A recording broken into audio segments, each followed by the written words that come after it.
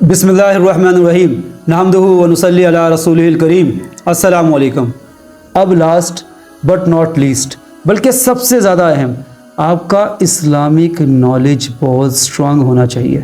ये सबसे पहले जो चीज़ आपको सिखाता है वो ये कि शादी क्योंकि दुनिया में हो रही है और ये इम्तिहान की जगह है, तो ये भी पार्ट ऑफ इम्तिहान ही है।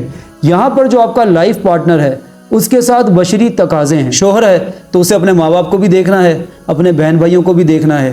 बीवी है तो उसके अंदर लगातार एक गैप पैदा हो गया है, वो अपने माँ बाप से, बहन भाइयों से दूर है। ये दोनों चीज़ें कहीं ना कहीं एक्ट करती हैं। इसी तरह थकावट होती है, फजूल गुस्सा आ जाता है, तबीयत ख़राब हो जाती है। तो यहाँ पर वो चिड़चिड़ा है या ज़्यादा गुस्से में है, तो आपके लिए ये इम्तिहान है, उसका आपको अजर व सवाब है। अगर आप शोहर की जगह पर हो, बीवी पे सब्र कर गए, तो आपको लूत अलैहिस्सलातु वस्सलाम जैसा सवाब मिलेगा। अगर आप बीवी की जगह पर हो, आप शोहर पे सब्र कर गए, तो आपको हज़रत आसिया अलैहिस्सलातु वस्सलाम वाला सवाब मिलेगा।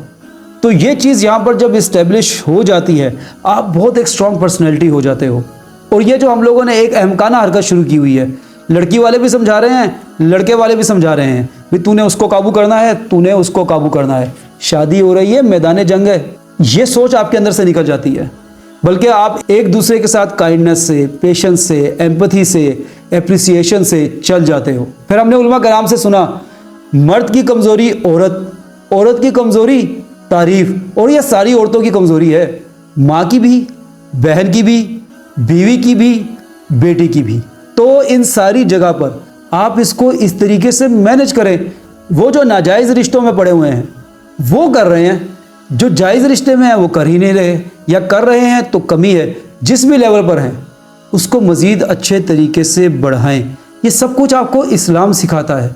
फिर बीवी के क्या हकूक़ हैं, शोहर के क्या हकूक़ हैं, और ये बात कि मैंने अपनी कब्र में रहना है, क्योंकि हमें आदत है, हम दूसरे की कब्र का बहुत ख्याल करते हैं कि उसको मेरे साथ क्या सलूक करना चाहिए। अपनी कब्र का हम ख्याल नहीं करते कि मुझे उसके साथ क्या सलूक करना चाहिए। मैंने अपनी तरफ से हकूक़ अदा करने की कोशिश करनी है। ये चीज़ें आपको सिखाई जाती हैं।